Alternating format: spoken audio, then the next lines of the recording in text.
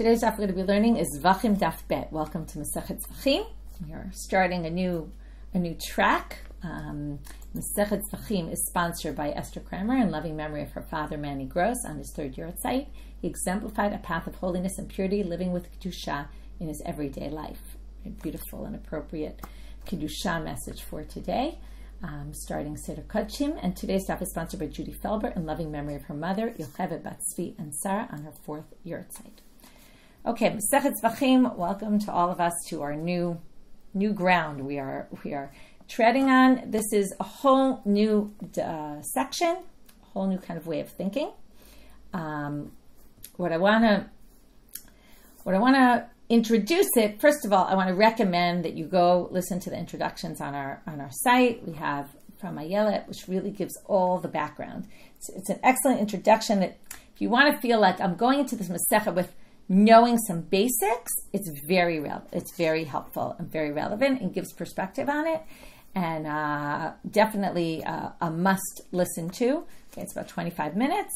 And it'll give you all the things that I'm not going to give you today, which is what are the different types of sacrifices, what are the different categories of the sacrifices. I will point out one point that she mentions, which I think is interesting to get started with, which is that the Torah really delineates exactly what you're supposed to do, how you're supposed to do the korbanot, what are the rules. What a lot of our Masechet discusses is what happens when it's not done the right way, which the Torah doesn't make any specific mention of.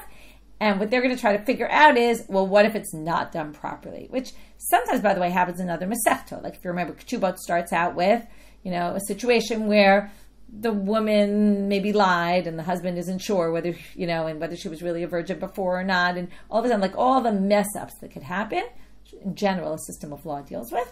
Ayala's claim is that this is a lot more of what goes wrong. More so than how does it go if it's supposed to be, what's the right way to do things. So that's just interesting to note. There's a lot of other interesting points along the way. Daf Mishalachin also has an introduction to the Masechet. And if you didn't catch Alana Stein-Hain's introduction as to why learn Masechet Seder Kodshim, Masechet Zevachim, and kind of was it learned by people throughout the generations? Very interesting. It's from the Siyum. So that's also, you can listen to that. It hasn't been separated out yet, but God willing, today or tomorrow, it'll be, the Siyum will be cut into parts. And then you can listen just to that section. And if you're interested in Hebrew, Meirav Tubal-Kahan also gave an introduction in the Siyum last night that was in Hebrew, an introduction to Seder Kodshim. So interesting to compare what they each chose to talk about. Okay. We're going to get started because that's the way we learn, okay, without too much other introduction. We're going to start with, as Ayala pointed out, what happens when something goes wrong. So we have a big, heavy sentence, okay, that has a lot in it, and we're going to spend a lot of time discussing this one sentence. Kol azvachim shenizbechu shelo lishma ksherim, ela shelo alu lebalim l'shem chova. Okay, first let's just explain what is shelo lishma. Okay, shelo lishma means, okay, and really we have to go all the way back, and maybe before we even start, oh, by the way, there's bookmarks. Okay, probably no one's received them yet because the mail system both abroad and here is pretty bad. So we did try to send them early enough, but it seems that nobody's received them yet. So hopefully you will get them soon. In the meantime, you can find the bookmarks. The bookmarks have terms on them and all that. And you can find the PDF of it on today's daf. So if you want to see them, you can. So now let's just talk about what lo lishma means. Now we've learned lo lishma before. Where have we learned lishma, lo lishma? We've learned it from get, for example. Okay, that's where lishma is very prominent, and we're even going to get back to there today at the end of the daf. So get, what does it mean, shelo lishma? It means that the get wasn't written for the name of this particular man and this particular woman, right? Somebody walks by, sees a get on the floor, and says, I'll just use that. It has my name, it has your name, perfect. Let's use it.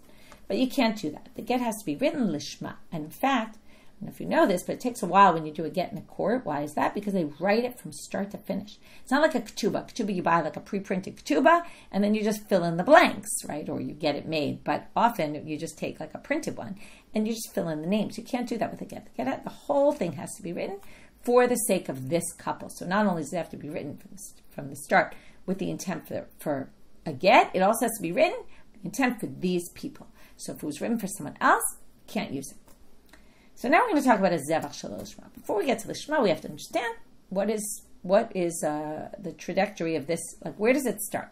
So if you look, for example, on your bookmarks, it talks about the 4 avodot of a korban. And these are going to come up a lot, so let's talk about it now. We have 4 main rituals that go with the korban, and they're all related, I want you to note, to the blood. The blood is what's important because in the end, the blood of the sacrifice atones.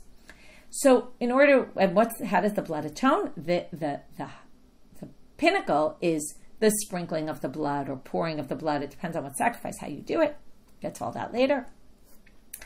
But that's the main thing. How do you get to sprinkle the blood on the altar? Well, first you need to slaughter the animal to get the blood. So that's number 1. Number 2, you have to, a kohen. Okay, the first one is different than all the others because it can be done by anybody, not necessarily a kohen.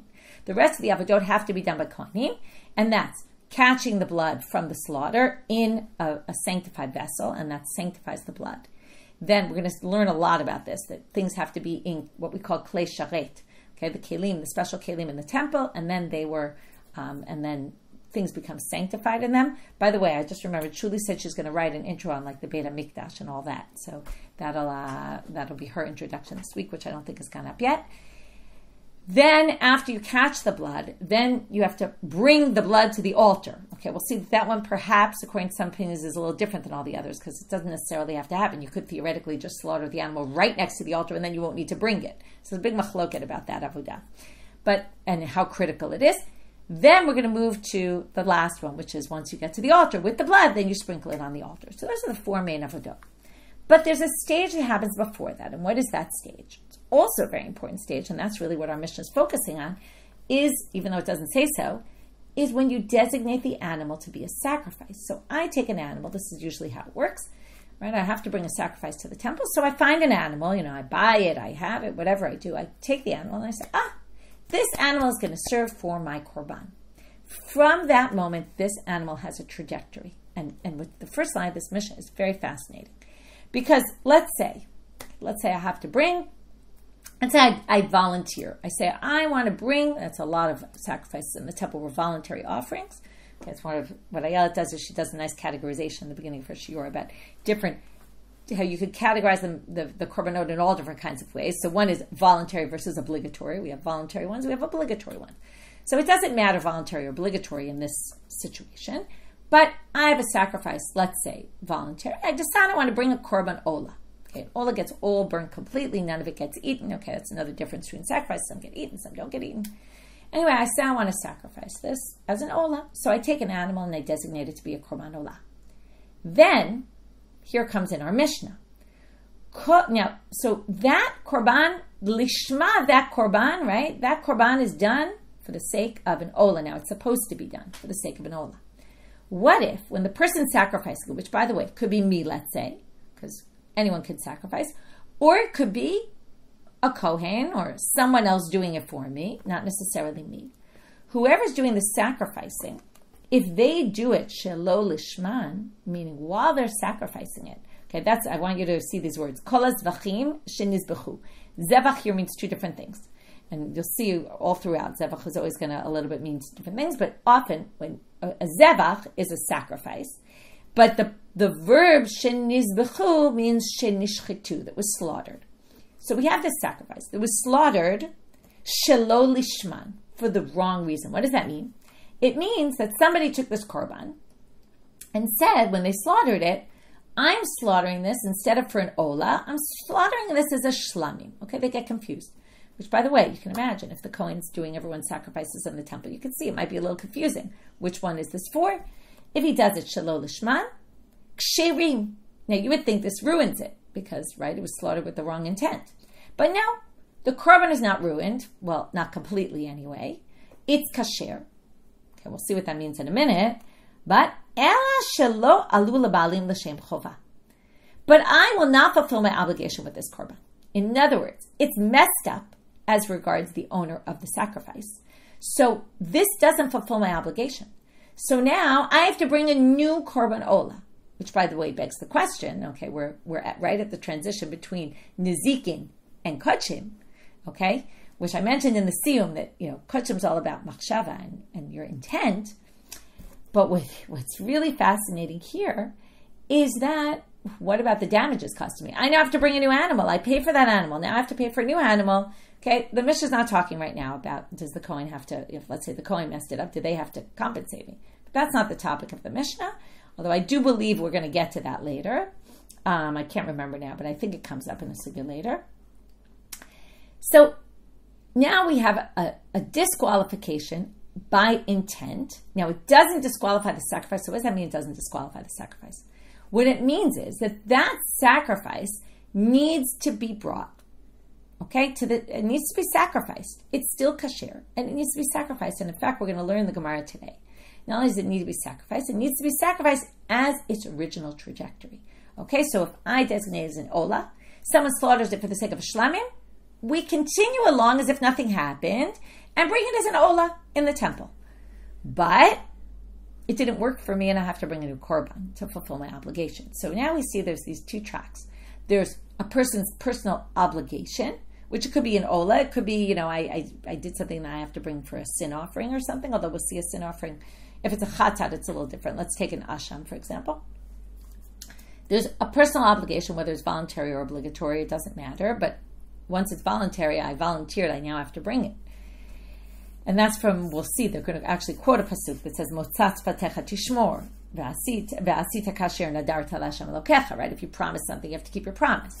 So that's personal obligation. That we can't do anymore. The lishma messes that up completely. But there's also the korban independent of my personal obligation. Once I designate an animal, it's on a trajectory, and you got to finish that trajectory. Unless it gets disqualified. Now we're going to talk about what disqualifies it. So right now we said it's not disqualified. Lishma is not a disqualification. However, comes the big chutz. And now we're going to have 4 opinions as to what are the exceptions to this rule. Exceptions being cases where if you do a shelo lishma, it actually disqualifies the korban completely. And you cannot bring it as a sacrifice at all. So what are those? According to Tana Kamma, we have chutz min Pesach chatat, korban Pesach, and a sin offering. Okay, we're going to go on a little bit more and get a little more description here. Ha-Pesach bizmano v'chatat b'chozman. Okay, the chatat is not bound to any specific time. Meaning, if I have to bring a sin offering, okay, we learned about this just in the previous Masechet. It's a good transition here. We learned about a sin offering. What's with a sin offering? Right, I did a sin that if I had done it intentionally, I would have gotten karet. But if I do it unwittingly, then I have to bring a korban chatat. Now, I have that obligation whenever, right? It's not like I have to bring it tomorrow. So anytime, if I designate an animal for that sin offering, and then it's slaughtered shelo lishma, it's completely disqualified. It doesn't get brought in the temple at all. Korban Pesach is only though bismano. If I have a korban Pesach on the 14th of Nissan, and it's slaughtered. Now, some people say 14th only in the afternoon, because that's really the zman of the korban Pesach. Some of the commentaries say even in the morning. There's a machloket about this on the 4th. Is it the whole day of the 14th or just the afternoon? Side point for us right now. But when the korban Pesach is supposed to be slaughtered, if we take that animal that I designated, right, I got my sheep, I'm ready to slaughter it, or my lamb, and I bring it to the temple, and I slaughter it, someone else slaughters it, with the intent that we're doing it, let's say, for a shlamim, or for an ola, or for something like that, it's completely ruined. If it's not Pesach, that's a different story, okay? If it's not the 14th of Nissan. But if it's on the 14th of Nissan, disqualified. Okay. That's the first opinion. And that's like the mainstream opinion. I'm going to talk about this. What's unique about the two of them? One of the things, why these two are opposed to everything else. So we're going to see later that the Gemara gives categorizes them as these both have something to do with karet. Okay, the chatat, as I explained, and the Pesach, now they're different how they relate to karet. If you don't do the korban Pesach, you actually get karet. Okay, it's one of the two mitzvot aseh that if you don't do, you could get karet for not fulfilling a positive commandment. One is brit milah and one is Pesach. Okay, so they're both somehow associated with karet. Perhaps that's why they're more severe. Okay, there's all reasons given, but we'll leave it at that. Second opinion, of all the exceptions, Rabbi Eliezer Omer af asham. Wait, there's another sin offering, which is called an asham. Now that you bring for very particular situations. Asham me'ilod, if you misuse consecrated property unintentionally, if you, unwittingly. If you asham gzelot, you stole and then you denied it under oath. We learned about that. asham charufa. Another case, there's the asham of the nazir and the mitzora. Anyway, there's 5 cases where you bring an asham, also the asham. So he adds the asham. Why? He actually gives a reason why. He says, Pesach bizmano. So he ata asham, Pesach bizmano, v'chatat. So he has those 3. Hasham b'chol zman. He says in the asham also, just like the Pesach, anytime. Okay, sorry, I didn't read that well. The Pesach bizmano and the chatat and the asham b'chol zman. Okay, the b'chol zman goes both the chatat and the asham. But again, all he's really adding to the Tana Kamma is the asham. Amar Rabbi Eliezer, here he goes and explains. Chatat ba'al chet, v'asham ba'al chet. Okay, both the sin offering and the guilt offering are both for sins, right? No other korban comes for a sin. Those are the only ones that come for a sin. For a negative transgression anyway. They say the Ola covers mitzvah aseh that you didn't do, but that's a different thing. That's not it's not actually called a transgression. Chatat psula shelo lishma, afasham psul shelo lishmo. So he basically makes a comparison, although we're going to see in the Gemara, we're going to go more into this much more later on, but not today. But basically he says, okay, so if the asham is like the chatat, in the sense that they're both for sins, and the chatat doesn't work, if you do a shelo lishma, it's disqualified, also the asham. Yossi ben Choni Omer, Hanishchatim l'shem Pesach u'l'shem chatat psulim. He says, okay, chatat and chatat and Pesach are the only 2 exceptions. He doesn't have asham on his list, but he says the Pesach and chatat go in both directions. What does that mean? The Tana Kamma had said, if I have a korban Pesach or a chatat and I do it shelo lishma, it's pasul.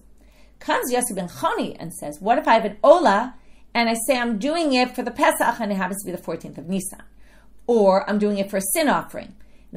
That will also disqualify. Basically what he's saying is chatat and Pesach, either way, whether the original sacrifice was for that, or the shelo lishma intent you have was about those 2, it will be disqualified.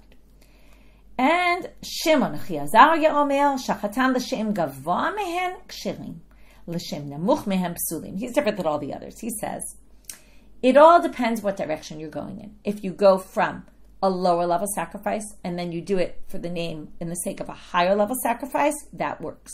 Meaning, again, it doesn't work. You don't do it for the sake of the higher one, but it didn't disqualify the korban, and you can go ahead and finish your korban for what it was originally intended. But if you took something that was high level sacrifice, like for example, you did an ola, and you did it l'shem shlamim, which is a lower level, then it's not going to work. Now we want to know, ma'im kshirim. So let me just read it. Ketzad, what's an example? Kodshe kodshim sheshachatan l'shem kodshim kalim psulim. Okay, again on your bookmark you can read up about kodshim kalim and kodshe kodshim. But kodshe kodshim overall are the higher level sanctities. Okay, they're more limited in where you can eat them. Some of them can't even be eaten, like the ola. All of it gets burned. Or if it can be eaten, only the kohanim. Okay, like the chatat and the asham, for example. They have a unique place where they get slaughtered in the northern part of the temple, which we're going to see there's a whole debate exactly what's considered the northern part. Northern, like when you go east to west in the temple, like right from the beginning when you go in on the east side, or does it have to be further in? How far in does it go? Homachloket about that. We'll get to that later.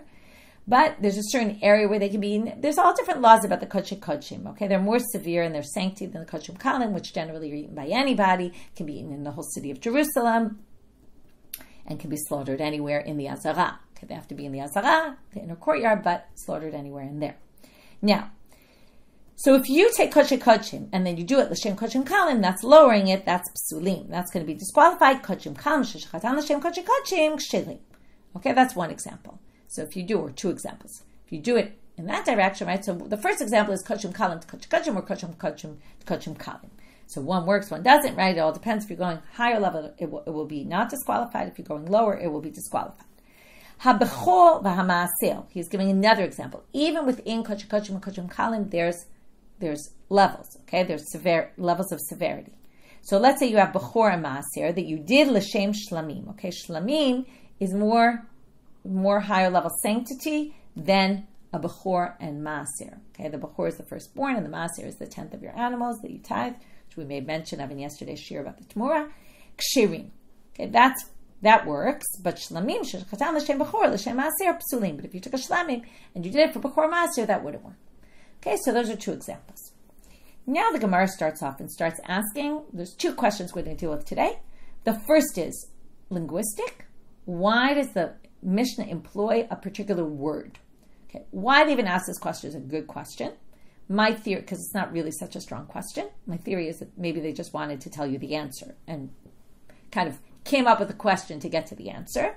Maybe you're convinced it's a better question, but lama li lemidna ela shelo alu. Why does the Mishnah start off and say, kol zevachim shenizbechu shelo lishma kshirim? I'm going back to the Mishnah. All sacrifices that are slaughtered for the wrong intent are kshirim. Ela shelo alu lebalim l'shem chova. But they do not work to fulfill the obligation. Now that but to me seems perfectly reasonable, right? We're saying it works, but not completely. But for some reason, they think this word is unnecessary. And you could have just said, litany, you could have said, velo alu lebalim l'shem chava. And they don't, okay? Instead of ela, you could have said and, okay? Which in Hebrew, instead of saying a whole word ela, you just say ve, right? You put vav before a word. It's a little shorter, which is what Rashi claims is the basis of the question. Rashi claims that the Mishnah is not, generally tries to say things in the most concise form possible. So it should have just said, velo alu lebalim, instead of ela. It's a shorter way of saying it. Again, it's not the most convincing question. But it is a question. And the Gemara is going to say, why did they use the word but? They want to teach you, hakamashmalan, lebalim, hu de lo alu l'shem chova. They want to distinguish and say, they didn't work for the Baalim l'shem chova, however, aval b'kedushatayu kaime. And so they wanted to really strengthen the difference between these two sentences. That they're kshirim, but they don't work. But by saying the but, what they mean is not only are they kshirim, okay, again, this isn't like, it's clear from the but that we're going to get to this. But again, I think they're trying to just teach us something. They're using like a question answer kind of way of teaching it, which is they're still with their original sanctity. What does that mean? Va'asur, or what's it trying to stress? Asur l'shanu behu. You can't change it. You might think, okay, let's say I had a shlamim, or let's say I had an ola. I said I want to bring this as an ola. I'm going to give that example because the Gemara is going to use that example. I designated an animal for an ola, and then when it was slaughtered for the sake of a shlamim. Now, the Mishna said, it's kasher, meaning you go ahead with it. That alone might mean, well, you could go ahead with it and make it anything now, because you kind of ruined it, right? You thought it was something, it's now something else, or you designated something, now you did it for some other reason. Maybe you would think that you could continue and do it as a shlamim. No, what this is telling you is, and the Ella kind of stress, again, not sure convinced why the Ella highlights this, but the point is that the Ella is teaching you, even though you messed it up, and you did it for the wrong, or somebody messed it up, it still goes with its original trajectory, and it still has the original sanctity they had from the beginning. That's why I mentioned there's these four avodot that are very important, but apparently the designating the animal is super important, because that can never be changed. Even if you mess things up along the way, the original, again, obviously not in the exceptions to the rule where it's disqualified, like the chatat and the Pesach, or whatever opinion you take, but in the ones where it's ksherim, they have to go according to their original intent. That's what this is telling you. And we're going to see like Rava said. And here comes Rava's example. To Amar Rava, like I said before, Ola, sheshachata shelo lishma, asur lizrok tama shelo lishma. Once you slaughter this Ola for the wrong intent, you can't go ahead and sprinkle the blood for the wrong intent. You did it for the wrong intent. Okay, but now it has to go back and be done for its original intent. So when you sprinkle the blood, or catch the blood, or bring the blood to the altar, it all has to be for the sake of an ola. Okay, that's what it's teaching you.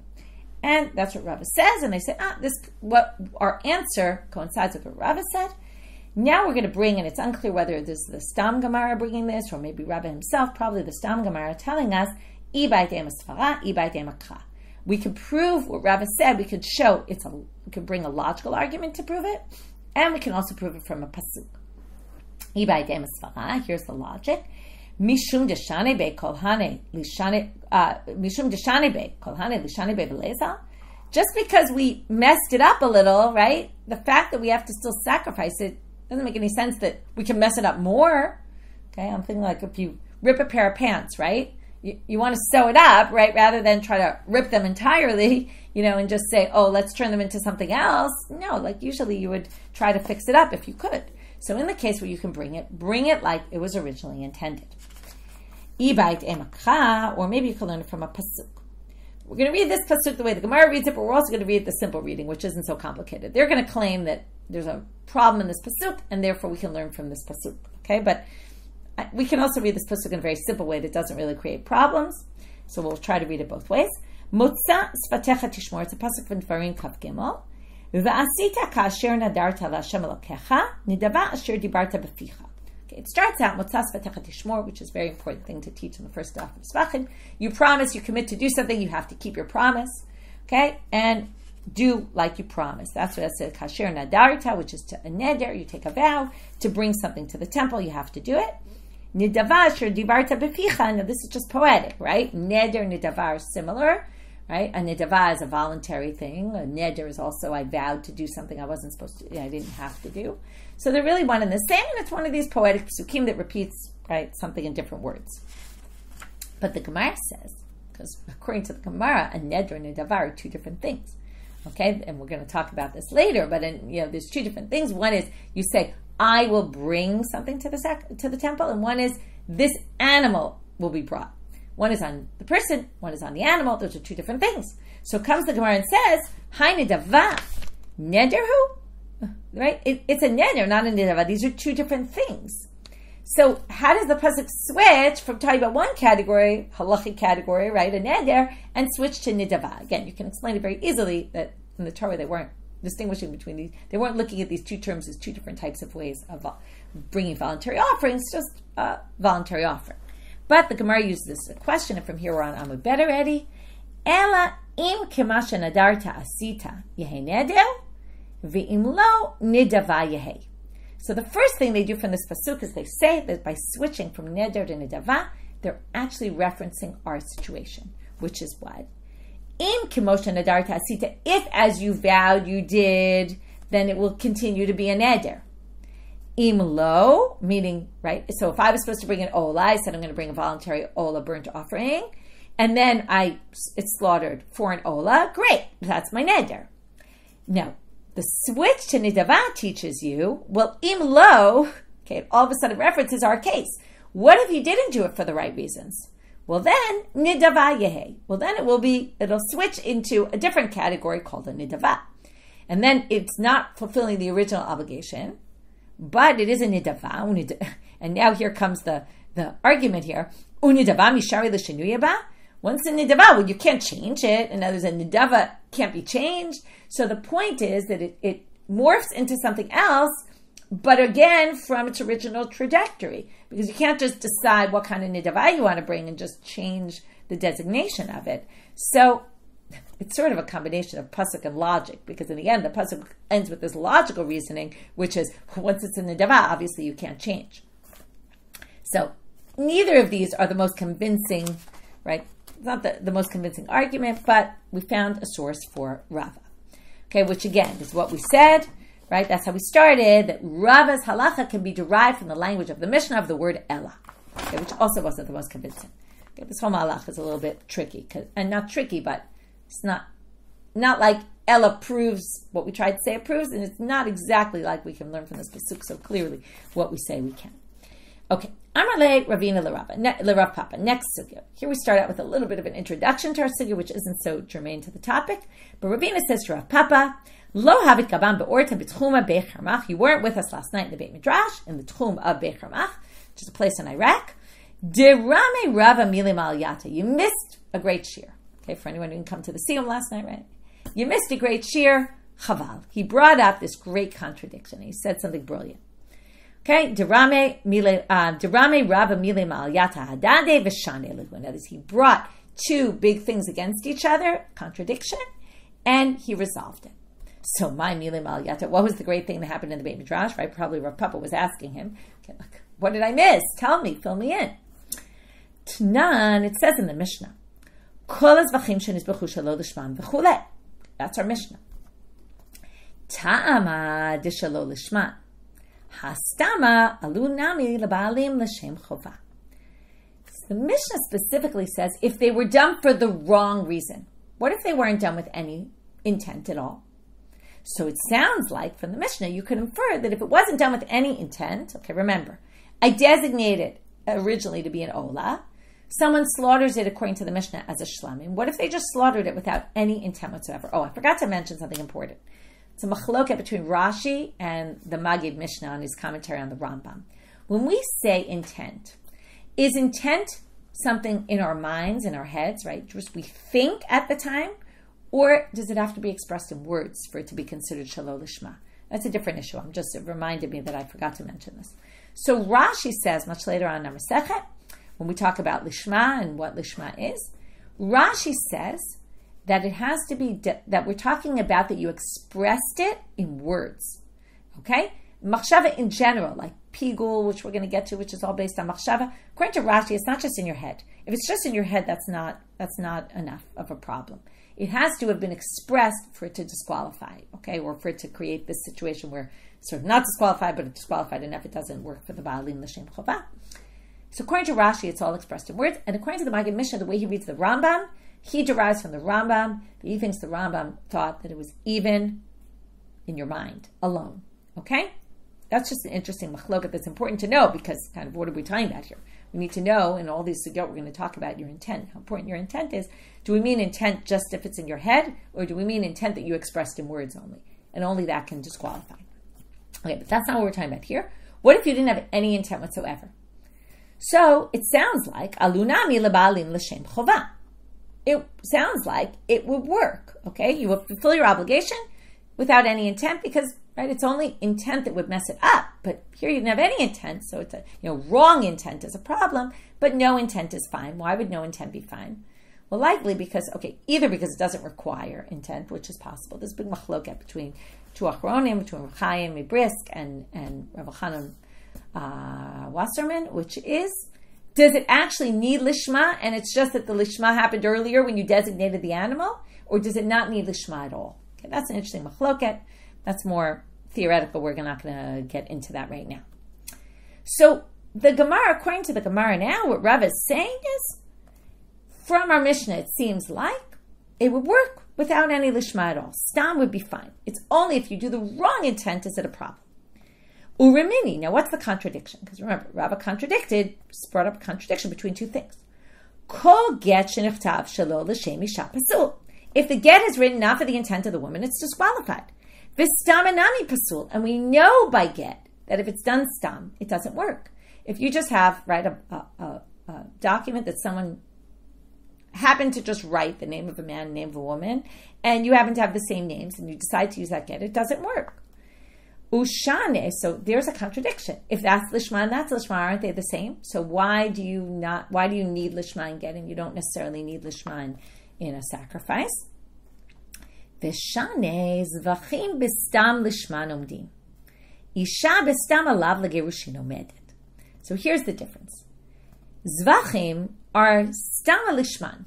Okay? Now either this is because animals just kind of are prepared for korbanot, whereas women are not always, potential to be divorced, right? We don't look at every woman, this woman potentially could be divorced, right? She's standing to kind of be divorced down the road.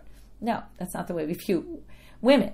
It's not like, but animals, either you say animals in general, or you say this animal was already designated. That's the real obvious way to say this. This animal was designated when the person designated the animal for the ola. So when the person slaughters it and doesn't have any intent, it just continues, as we said before, I think trajectory is a good word, on its trajectory. So because of that, it's already on a trajectory. The woman is not on a trajectory to get divorced. So because of that, there's a difference in the halacha. Okay, that's the answer to the question. We could have stopped here. But the Gemara wants to know, how do we know that a stam zevach is fine without any intent? And how do we know that by get, and first we'll deal with the first question. The second question is going to be, how do we know by get that without any intent, right, it's no good? Okay, so that's now the premise of what he said we're trying to figure out now.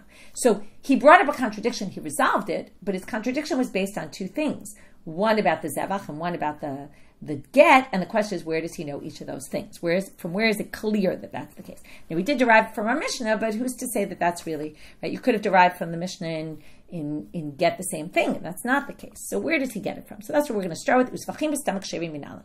How do we know that an animal without any intent whatsoever, right, without any particular intent, you just have no intent, it's zero rather than negative kavana, right? You have no intent at all, it will be good. So now we're going to suggest. Minal, ilema, if you say, which is always rejected, if you say it's exactly what we thought from our Mishnah, you derive it from our Mishnah. Mehaditnan, it says in our Mishnah, kol hazvachim shenizbechu shelo lishman, right? It says all the zevachim that are done with the wrong intent, and what doesn't it say? V'lo katani shelo nizbechu lishman. It doesn't say that weren't slaughtered with intent. If it said that weren't slaughtered with intent, then you know that was right. That would be a problem. But it doesn't say that, therefore it must be okay. But you can't derive it from that language. Why not? Because by get you have the exact same language, and it's not the case. Gabe get nami haktani. By get it also says kol haget shenichtav shelo l'shem isha pasul. It's the same thing. If the get is written not for the intent of this woman, v'lo katani, it doesn't say shelo nichtav l'shem isha pasul. Right? It should have said, if it wanted to teach the same thing by get, it would have, right? If this language really proves it, it doesn't prove anything, because it also by get should have said, if you want to say it really clearly, you would have said, if it's not written in the name of this woman, it's disqualified. So it didn't say that either. So the language of our Mishnah can't prove what we're saying, because you could say the same thing for get, and we know that's not the case by get. Okay, so let's try option 2. Elamehaditnan, there's a Mishnah further on in Daf Yud Gimel. Ketzav lishman v'shelo lishman. They talk about the situation where you do it for the right intent and for the wrong intent, and it's disqualified. It's the same thing as our Mishnah, right? If depending on if it's chatat, nashim will be disqualified. Anything else, it will be kasher, but won't work for the owner. So what's lishman shelo lishman? L'shem Pesach or l'shem shlamim. During the slaughter, while I'm slaughtering, I think at the beginning I'm doing this for Pesach, and it was a Pesach. Then I say, and I'm slaughtering it l'shem shlamim, like I switch in the middle. So half my slaughtering is done for the right intent, and half is done for the wrong intent. It's disqualified because it's a Pesach, and it's disqualified. Tama, so now what's the derivation here? Tama da'amar l'shem Pesach or l'shem shlamim. It's because I did Pesach, and then I did shlamim. But what if I had just done Pesach and nothing? Sounds like it would be fine, right? Because they didn't bring that case. That's a more simple case. Ha l'shem Pesach v'stama kasher, it would have worked. What do you learn from here? Alma stama k'lishman dami. Sounds like if you just have no, neutral intent, nothing in particular, it will work. To which the Gemara says, you can't prove it from there. And you're probably thinking this, right? That's not the same as stam, because you started with Pesach, and it was a Pesach, right? If you start up on the right foot, obviously the other half doesn't need specific designation. So again, Dilma shanehatam da'amar kol oseh al dat rishonahu oseh, right? That's just because we assume if you started it as a Pesach, you're slaughtering obviously the end of it. If you didn't do it in any particular intent, obviously the intent follows how you started. Okay, so that doesn't prove it. Let's try option 3. Elami seifa. We're still trying to find this halacha. Maybe it's from the end of that Mishnah. Shelo lishman v'lishman. Okay, it also says there, what if you start shelo lishman, then you move to lishma? So again, half-half. What's the example they bring? Shelo lishman is l'shem shlamim or l'shem Pesach. So I have a korban Pesach I designate. Then I start slaughtering l'shem shlamim, and then I guess probably I remember that, oh wait, there's a Pesach. I continue slaughtering l'shem Pesach. That's also no good. It's disqualified. But again, what can we derive from here? Tama da'amar l'shem shlamim l'shem Pesach. Hastama u'l'shem Pesach would be kasher. Now here you can't say, well, I already started as Pesach, I continue as Pesach. If I start slaughtering it without any particular intent, and then I move to Pesach, that works. What do you see here? Stam works. Again, this is just a derivation from the fact that they brought an example of shlamim Pesach and not Stam Pesach. Sounds like Stam Pesach would work. Otherwise, they would have brought that example as one that wouldn't work. So they say 2 possibilities why this wouldn't prove anything.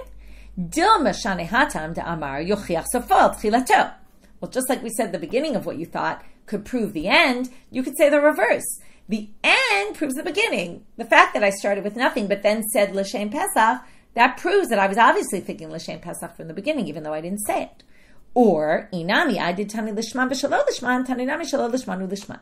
Since they brought the first case had to be lishman and shelo lishman, Pesach and then shlamim. So when they brought the flip case, they just used the same example, but not that stam could have been used also, and maybe it actually would be.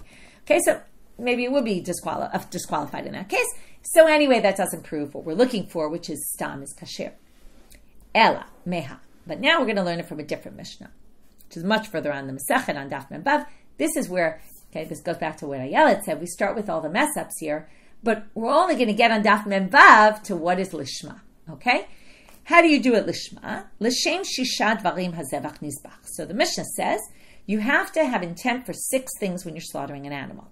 L'shem zevach, for the sake of the sacrifice, that's the right sacrifice, that's our case. L'shem zovech, the name for who the sacrifice is for. L'shem shem, for the sake of God. L'shem ishim, for the sake of being offered on the altar. L'shem reach, to have a nice smell come out. L'shem nichach, right? Reach nichach comes up in the Torah all the time. Nichach is to be bringing something pleasing to God. You have to have those things in mind when you do the sacrifice. V'chatat v'asham l'shem chet. And if it's chatat and asham, you also have to have intent which sin the person did. Amar Rabbi Yossi, the Mishnah continues, Rabbi Yossi says,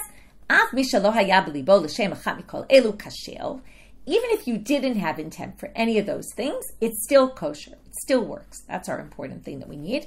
Why? Shetnai beitinhu. Because this all is stipulated by the court. What does that mean?